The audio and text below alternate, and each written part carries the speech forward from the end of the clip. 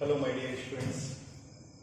हमारे जो पिछले लेसन में हमने जो पढ़ा था, टॉपिक था हमारा कोलाइडिंग विलयन बनाने की विधियां।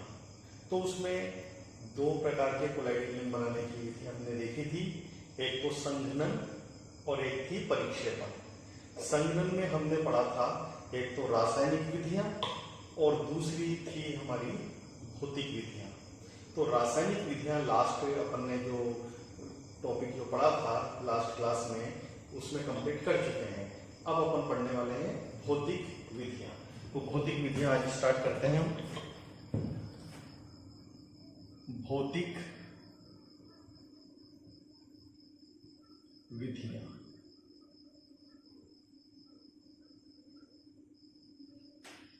भौतिक विधियों में सबसे पहले हम पढ़ने जा रहे हैं विलायक विनिमय द्वारा। विलायक विनिमय द्वारा।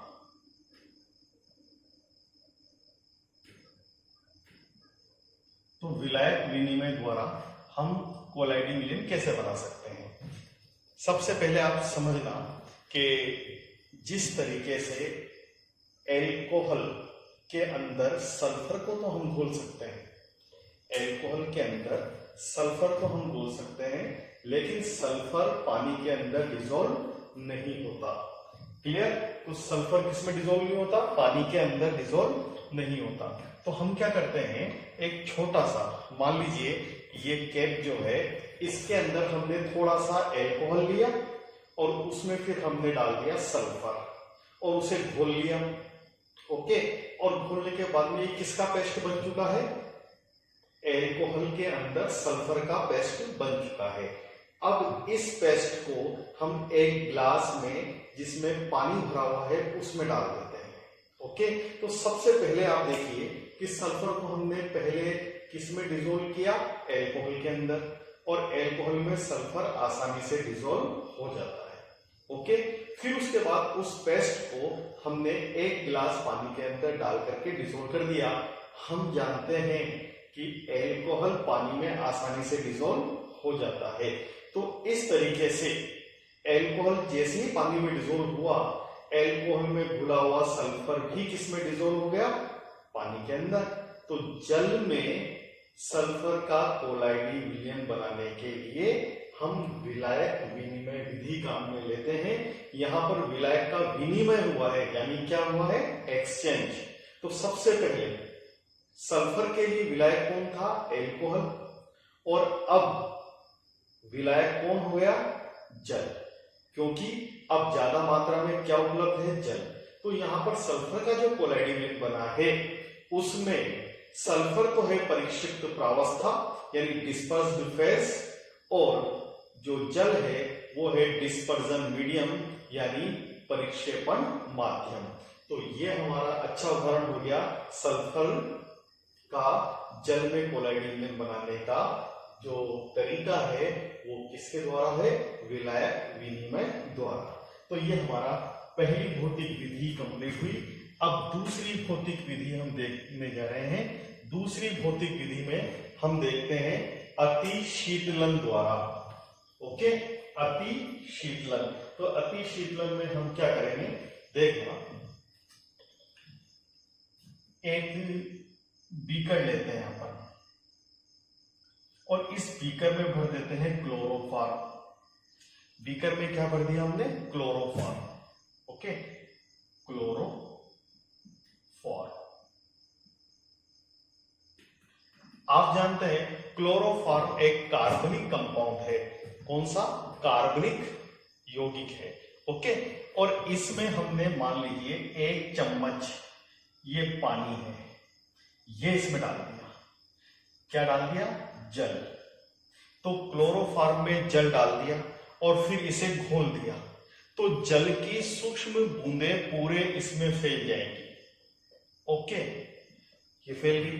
और अब इस बीकर को ठंडा कर देते हैं। ये हमने बर्फ लगा दिया चारों तरफ, और इस बर्फ के द्वारा ये क्लोरोफॉर्म जो क्या हुआ? ठंडा हुआ। तो हम जानते हैं जब जल और क्लोरोफॉर्म एक साथ उपस्थित हैं, तो इन दोनों में से सबसे पहले फ्रिज कौन होगा, जमेगा कौन? तो जमने की क्षमता सबसे पहले किसमें होगी, जल में, क्योंकि कार्बनिक पदार्थ को जमने में टाइम लगता है और जल शीघ्रता से जमेगा।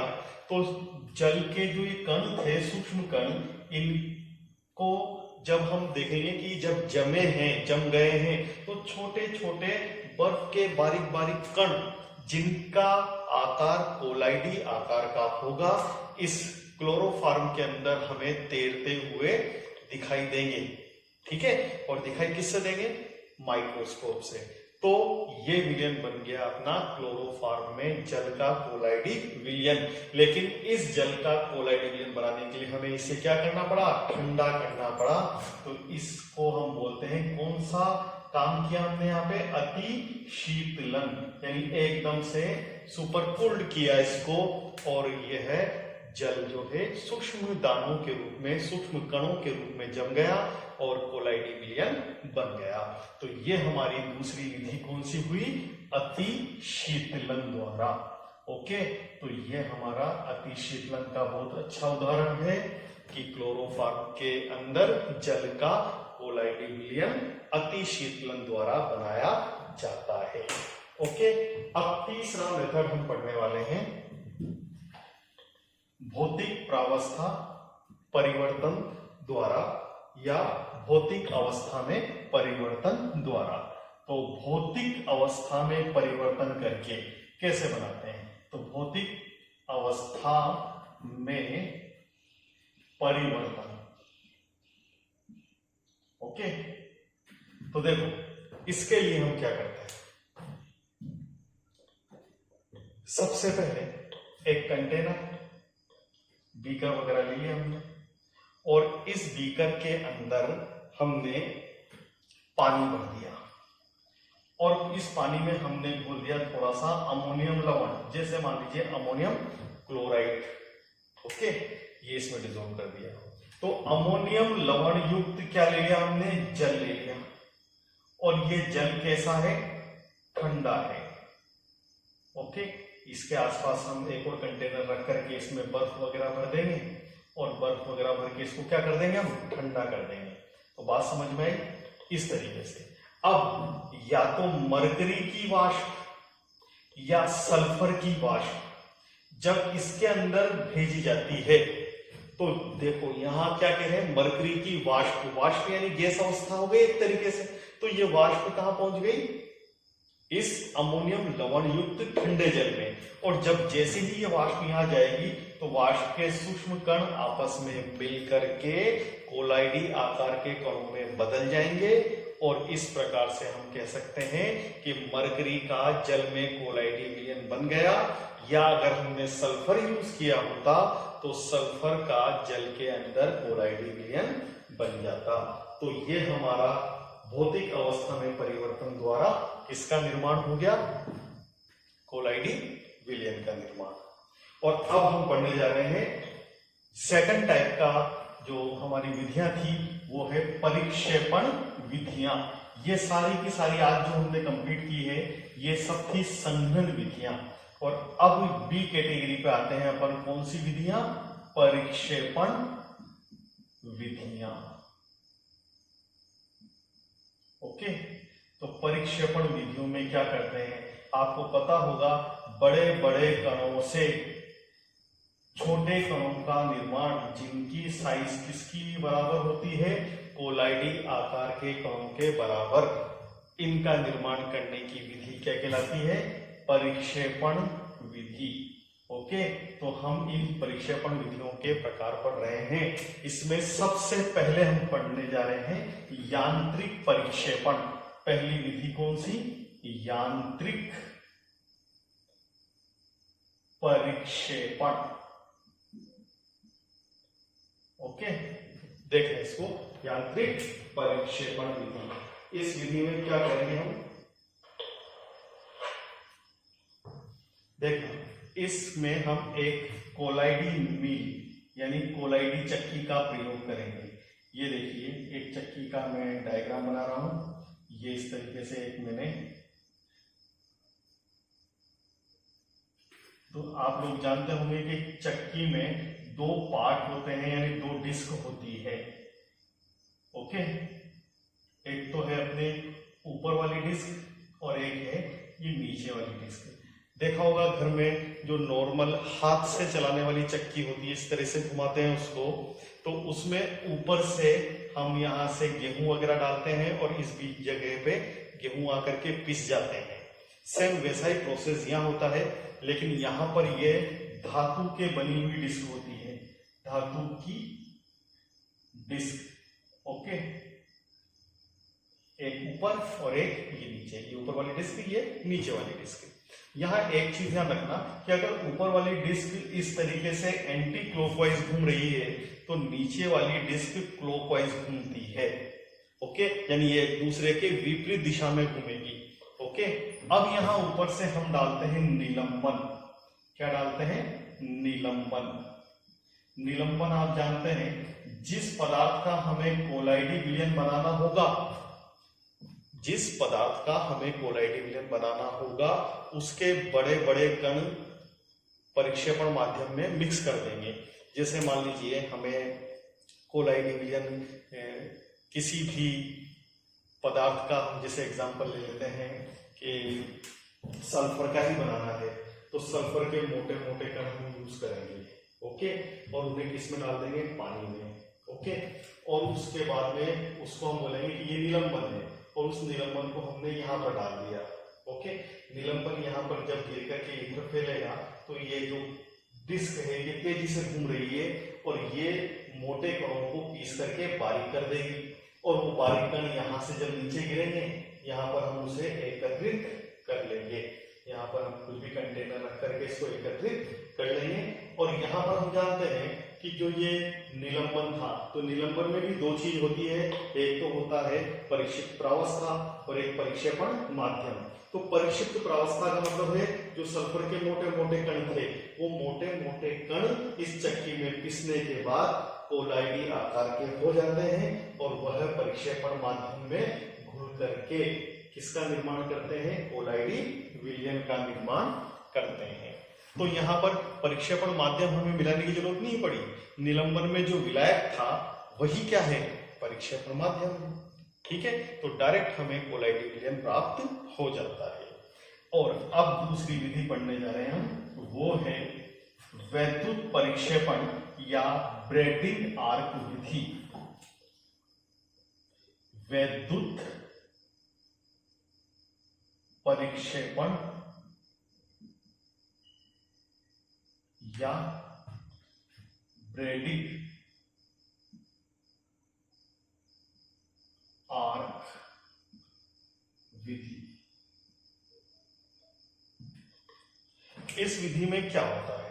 तो इस विधि में एक कंटेनर और उसको हम रख देते हैं एक बर्फ से भरे हुए जार के अंदर। ये बर्फ भरा हुआ जार है, इसके अंदर हमने एक और बीकर रख दिया। अब इसमें भर देते हैं पानी और इसमें मिला देते हैं KOH। ओके, KOH मिला देते हैं पानी के अंदर। ठीक है, अब क्या करते हैं हम, इस KOH मिले हुए पानी को जो कि ठंडा हो चुका है, इसमें दो धातु के तार, जिसका हमें कोलाइडी विलयन बनाना होता है। एक धातु मान लीजिए अपन ले लेते हैं कॉपर, तो ये कॉपर का पहला तार, ये कॉपर का दूसरा तार, दोनों को विद्युत स्रोत से जोड़ दिया जाता है, हाई वोल्टेज से जोड़ दिया जाता है। और अब इसको इस पानी के अंदर इनके दोनों सिरों को टच किया जाता है। टच करने से हम जानते हैं स्पार्किंग होगी, और स्पार्किंग होने से एक विद्युत चमक, विद्युत आर्क उत्पन्न होगी, और इस वजह से यहाँ धातु एकदम से हाई टेम्परेचर की वजह से वाष्पित यानी वाष्प के रूप में बदल जाएगी और ये ऊपर की ओर उड़ने लगेगी। किसकी वाष्प है? ये धातु की वाष्प। और ये धातु की वाष्प जब पानी के अंदर से होकर के गुजर के ऊपर जा रही है, तो यहाँ पानी की वजह से ये संघनित हो जाएगी, क्योंकि पानी ठंडा है और वाष्प जो गर्म थी वो पानी की वजह से ठंडी हुई, और ठंडी होकर ये कण आपस में एक दूसरे से चिपकने लगेंगे और चिपक करके कोलाइडी आकार के हो जाएंगे। जब ये कोलाइडी आकार के हो गए तो हम कहेंगे कि पानी के अंदर कॉपर का कोलाइडी विलयन बन गया है। तो पानी के अंदर कॉपर का, अगर सोने के तार लेते गोल्ड के तो गोल्ड का कोलाइडी विलयन बन जाता, सिल्वर के लेते तो सिल्वर का। यानी मेटल के कोलाइडी विलयन बनाने के लिए सबसे अच्छी विधि ब्रैडिग आर्क विधि है। ओके, तो धातुओं का कोलाइडी विलयन ब्रैडिग आर्क विधि से बनाया जाता है। यहां पर हम जानते हैं कि ये जो कण बने हैं वो मेटल के हैं, यानी ये पानी के साथ स्नेह नहीं रखेंगे, तो इसका मतलब है कि ये द्रव विरोधी कोलाइड है। कौन सा?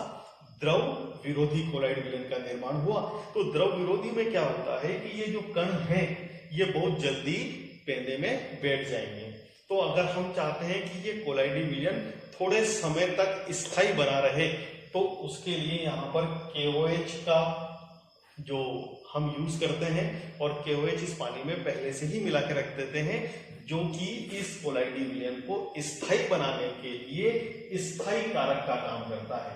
तो कोलाइडी कणों को क्या करता है? ये स्थायी बनाने का काम करता है, यानी इनको इधर उधर तेराने में हेल्प करता रहता है। तो KOH यहाँ पर किसका काम करेगा? स्थायी कारक का काम करेगा। तो ये हमारी विधि कंप्लीट हुई, कौन सी? ब्रैडिग आर्क विधि। अब हम तीसरी विधि पढ़ने जा रहे हैं जिसका नाम है पेप्टीकरण विधि। बहुत इंपॉर्टेंट है पेप्टीकरण विधि। तो देखते हैं पेप्टीकरण में क्या होता है।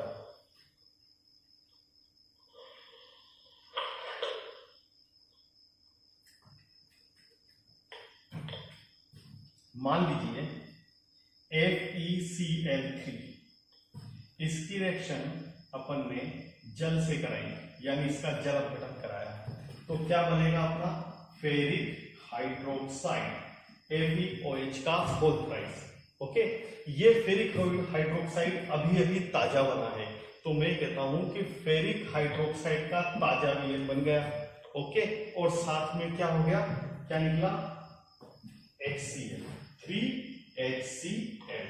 ओके, तो ये रिएक्शन हमारी कंप्लीट हुई। FeCl3 का जल अपघटन होने से फेरिक हाइड्रोक्साइड का अवक्षेप बनता है। अवक्षेप आप लोग जानते हैं, दही की तरह गाढ़ा गाढ़ा एक पदार्थ बन जाता है जिसे हम अवक्षेप बोलते हैं। तो ये फ्रेशली प्रिपेयर्ड है, कौन? फेरिक हाइड्रोक्साइड का जो प्रेसिपिटेट, और ये 3 HCl इसमें अलग हुए। सपोज करें यहां पर 100 कण, तो इसके हमें 300 कण यूज करना पड़ेंगे, यानी इसके 100 अणु, इसके 300 अणु।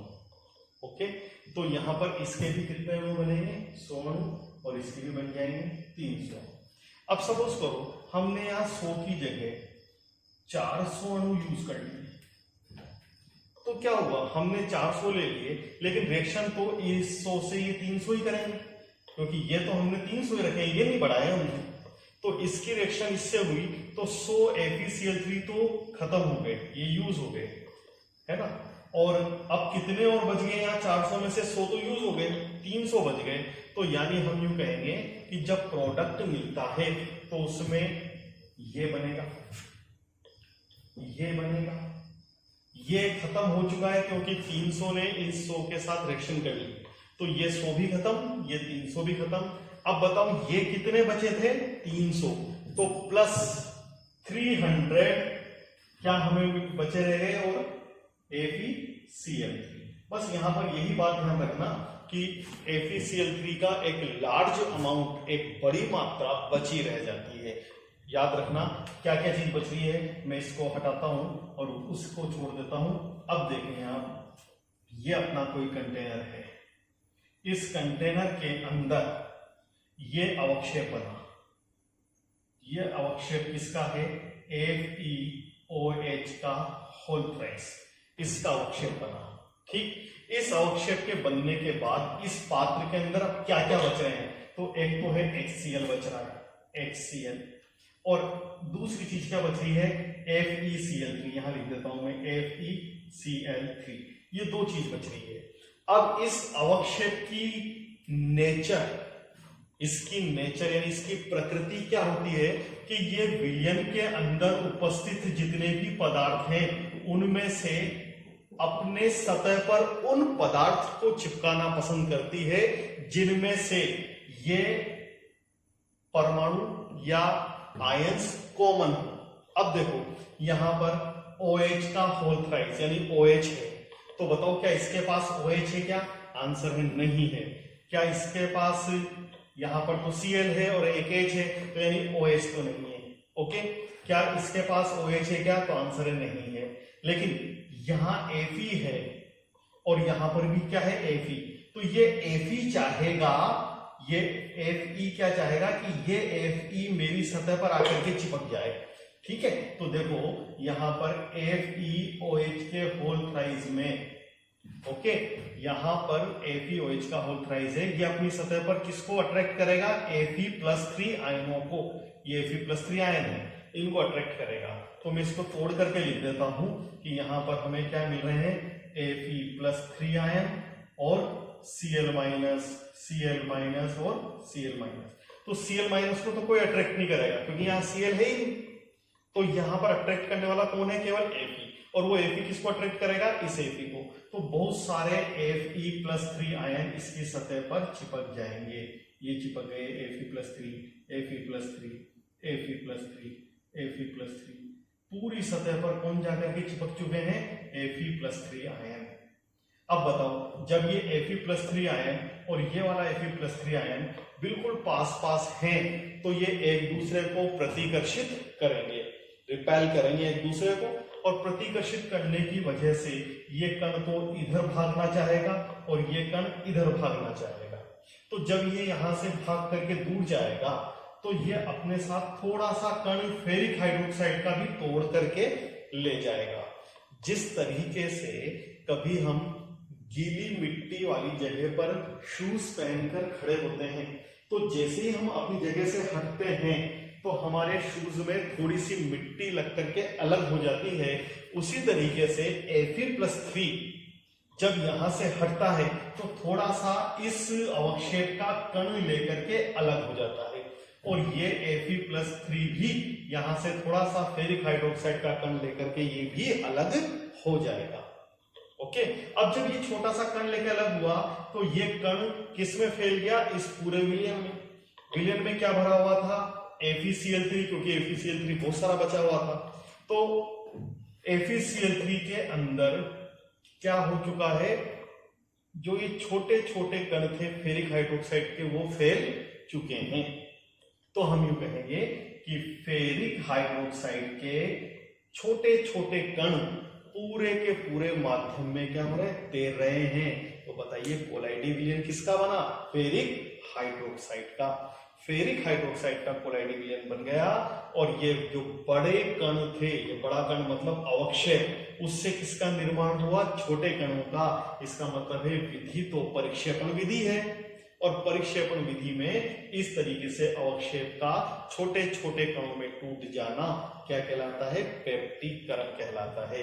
तो पेप्टीकरण को मैं कैसे परिभाषित कर सकता हूं कि ताजा बने हुए किसी अवक्षेप का किसी विद्युत अपघट्य की सहायता से छोटे छोटे कोलाइडी आकार के कणों में विभाजित हो जाना क्या कहलाता है? पेप्टीकरण कहलाता है। और इस परिघटना को पेप्टीकरण के नाम से या पेप्टाइजेशन के नाम से जाना जाता है। तो क्लियर? ये सारी की सारी विधियां हमारी कौन सी हो चुकी हैं? सारी की सारी परिक्षेपण विधियां। तो परिक्षेपण विधियों में हमने कौन कौन सी विधि पढ़ी? पहली तो यांत्रिक परिक्षेपण, फिर ब्रैडी-गार्क विधि, और तीसरी पढ़ी हमने पेप्टीकरण विधि। तो ये सारी विधियां आज हमारे कंप्लीट हुई। अब नेक्स्ट टॉपिक में हम इसके आगे की चर्चा करेंगे। Okay, thank you.